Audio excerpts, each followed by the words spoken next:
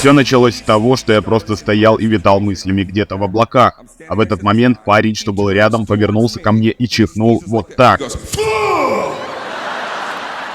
Я посмотрел на него и сказал ему: «Дай бог тебе здоровья». Да, именно, я сказал: «Дай бог тебе здоровья». С одной стороны, это было пожелание здоровья, но с другой стороны, это звучало как «прикрывай свой грёбаный рот».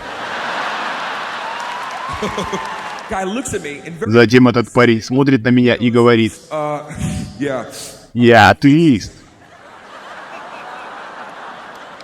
Я просто пытаюсь быть вежливым. Откуда мне знать, что ты атеист? Что я должен говорить, когда чихает атеист? Когда ты умираешь, ничего не происходит. И он мне говорит: «А как насчет тебя?» Я говорю: «Я воспитывался католиком. И что ты думаешь произойдет после твоей смерти?» Я верю, что если я проживу хорошую жизнь, то после моей смерти моя душа попадет в Царствие Божие. Ты и вправду веришь в это?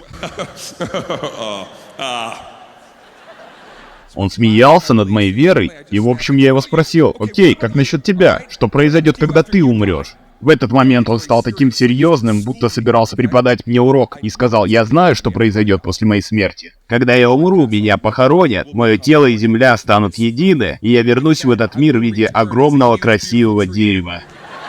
Да, я надеюсь, что после своей смерти он станет деревом. Разве это не замечательно, что в один прекрасный день, когда он будет стоять и покачивать своей пышной листвой, к нему подойдет огромный потный мужик с топором,